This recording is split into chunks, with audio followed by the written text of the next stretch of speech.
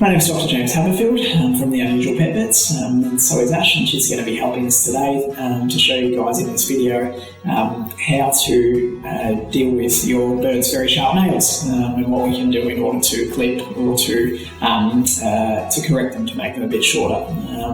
Now, every bird's a little bit different, so not all birds will need nail trimming, and that's... Thanks, Joe. Not all birds will need nail clipping, because if they're in an aviary environment where they're climbing around all the time and are using lots of branches, then they'll probably wear them down naturally. If they are in a cage or they're free range around the house, then they'll be less likely to wear them down naturally, and then they get really sharp. So you can probably, I'm sure a lot of you have appreciated before how those pinprick nails can really hurt when they're on you. So I think this is an important video that a lot of people like, and you can always have it done by someone else as well. Most avian vet clinics will offer nail clipping services for birds, so you can definitely look at that. But it is something that a lot of people do as well. One of the best ways to get your bird more accustomed to nail clipping is to actually get them used to having their feet touched when they're little. So that's a really good way. If you just gently sort of touch their toes and touch their hands while they're sitting there and allow them to get comfortable with it, it really helps later on, because they often don't like it. Now, there's a few different methods that we can use for nail trimming in birds. We're going to look at two of the main ones today. The first one involves using your standard nail clippers. So these are just dog and cat nail clippers that are designed for small dogs or for cats, and they work fairly well for birds as well. The advantage is that they're quick. The disadvantage is the birds often don't like the sensation of the noise and the sensation of the nail being clipped in one go. The other disadvantage is that when you're clipping them, it's not as easy to tell how far up to go. So if you're clipping too far, you may accidentally hit the blood vessel that lies within the nail. Within each nail, there is a blood vessel that goes most of the way out there, out of the nail, and then the last little bit in animals with white nails will be a clear white colour.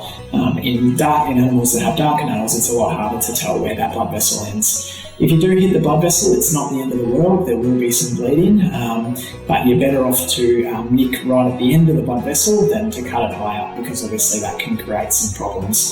If you do have any bleeding, put some pressure on there and give your local vet a call, and they'll be able to help you out with what to do next.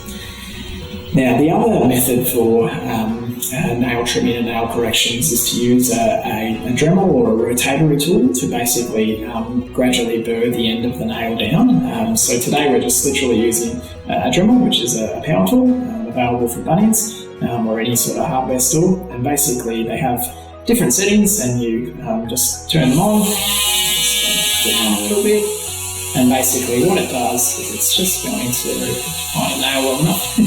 I'm just going to gradually go along, and it's going to shape back those nails. Now, the disadvantage of this is the birds don't like the noise associated with it. The main advantage is that what you can actually do is you can start from the outside of the nail and you can work upwards, so that way you're not trying to cut one nail off and you're not accidentally going too high. You can still go too high if you you just keep going too far with the bird, but it's not as common. Now, in most situations, it's a lot easier to have the nail clipping done with two people. What I'm going to get Ash to do in a minute is to restrain Joey, and we'll be doing that using the towel. So basically, we're going to be wrapping a towel around Joey's body, and then I'm just going to be pulling out his feet one at a time to show you how to do the nail trimming as well. If you're trying to do it by yourself, it is possible with a lot of practice, but it is more fiddly, so I'd recommend that you have someone to give you a hand. And again, you want to be really comfortable with handling birds. If you're not comfortable, this can be a stressful procedure, and so you really want to have it shown by someone who knows what they're doing and get yourself more comfortable first. Okay. All right, Ash, if you want to grab it, it's going to behave.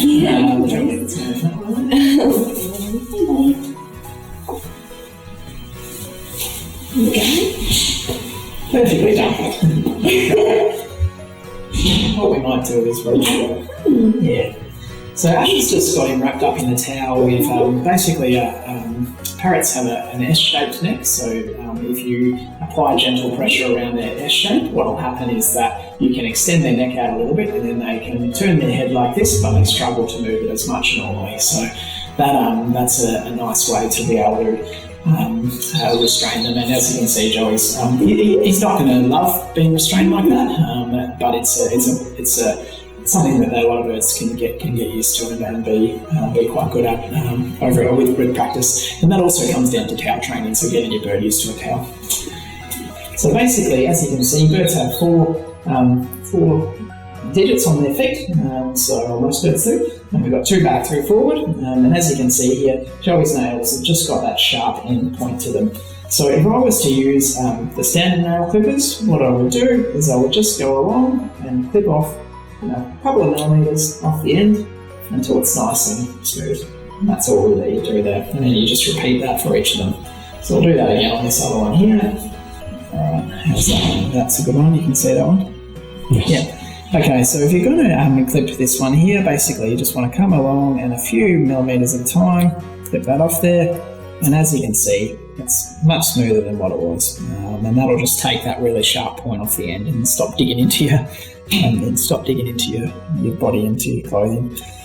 Okay, so I've just got one more to go, and then we'll swap to the other side. Okay. So as you can see, if you were trying to do this by yourself, it would be fiddly. Now this one's the most awkward to generally get because it's quite a shorter digit, so it takes a bit more practice to get this one. Okay.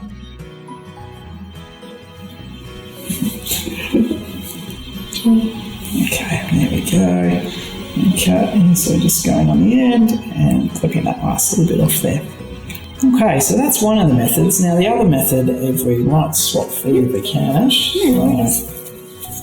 Good work. You're being very good, Jane. Very good. Okay. Alrighty. Okay. Yes, okay.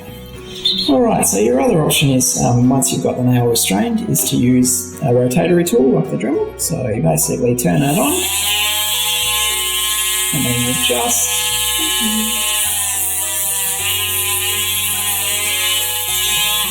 taking off a little bit at a time. So that's, as you can see, it's a bit more controlled. You end up with a bit more smooth surface. So I'll do that one again on a different one.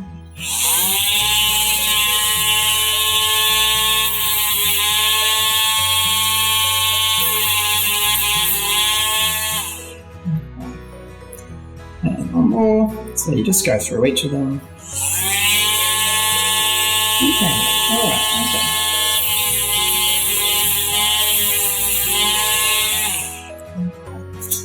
Lucky last, alright mate, you're almost done. Okay, beauty. And once you've done, you just feel the end of them, make sure they're all okay. And then that's it. You can probably come out of his little towel. There you go. Well done, mate. Yeah, that feels a bit better. Well done. So as you can see, there's a few different techniques that you can use. It does come down to personal preference a lot of the time.